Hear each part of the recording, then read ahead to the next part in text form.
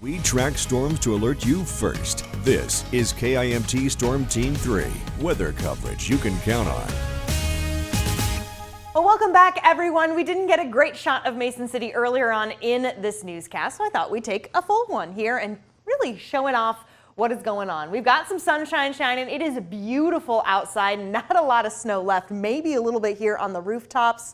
But those clouds are moving in. Some of us already experiencing the cloudy skies, and you can really see it when you look at the current temperature map. Where some of the green is starting to come in, where the blue is where the clouds have been. The green, places like Charles City, Decorah, indicating that these temperatures are just skyrocketing well above the average.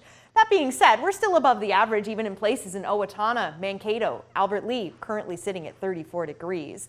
Now, as for today's forecast, we still have 40 degrees pegged for most of us. However, with these clouds moving in, some might just skirt it, get right under there in the upper 30s, and some could even make it there. We saw Charles City is already well above that high.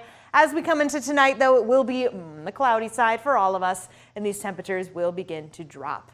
Now, as for satellite and radar, very easy to see where the cloud cover is, kind of matching that shape I pointed out earlier with the temperature map. These clouds have encompassed Rochester, Albert Lea, Austin. They're starting to come into Mason City, as we saw on the live eye, but places like Charles City, even Preston, getting a little more time, although it is starting to sneak in, where that sunshine will be poking through. Now, it is because the system continues to spin just north of us. Luckily, it's going to keep all of the snowfall to the north.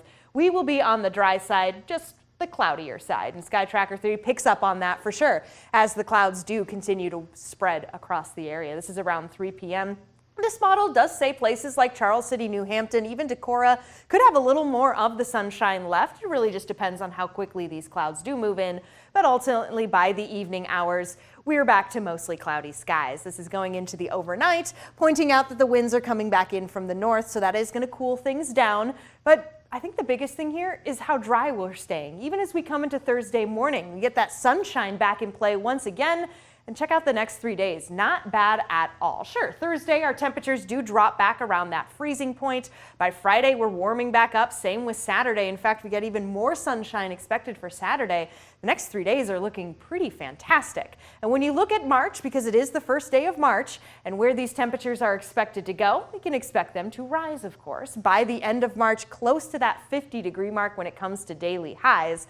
However, let's take a peek at the 10-day high temperature trend. Looking good as we get into the weekend, ultimately into next week, but then things start to drop off. And that's a little interesting, but then when we take a peek even further out, this is 3 to 4 weeks out, March 11th through the 24th, that's a lot of blue, my friends. Not the greatest news. It's looking like we're going to be on the cooler side when it comes to March, with highs in the 30s, maybe even in the 20s. But the 7-day forecast where the weekend is always in view certainly does look good. So let's take advantage of these warmer temps while we've got them. Luckily, the chances for that wintry mixture Sunday and Monday have gone down, but we're keeping them there because there is still a chance that that could be our next weather maker. All right. Thank you for that update, Sarah.